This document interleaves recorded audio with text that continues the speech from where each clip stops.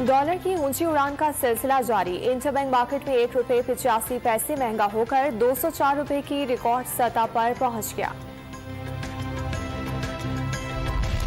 Pakistan stock exchange में मंदी का रुझान। 100 इंडेक्स 500 पॉइंट्स कम होकर 41,400 की सतह पर ट्रेड कर रहा है।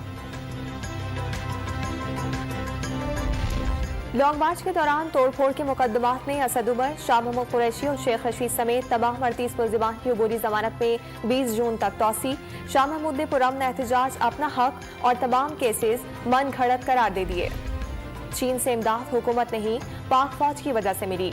हुकूमत की बैसाखियां गिरने वाली है। नून और शीन लीग के इख्तिलाफात जल्द सामने आ जाएंगे। साबिक वजीर दाखिला शेख रशीद का दावा।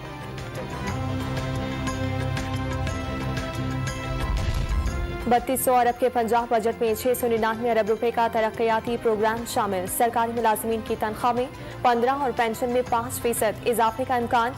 पंजाब असम्बली का हंगामा खेज इजलास दोपहर 2 बजे होगा। ऑपोजिशन का हुकूमत को टफ टाइम देने का फैसला।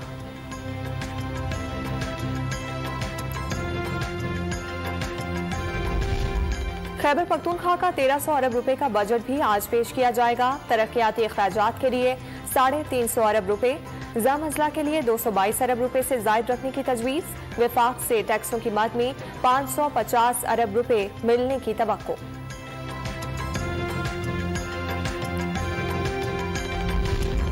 ठट्ठा में धावेजी पंपिंग स्टेशन पर बिजली के ब्रेकडाउन के सबब 72 इंच कोतर पाइपलाइन फट गई। कराची को पानी की फराहमी मुअत्तल।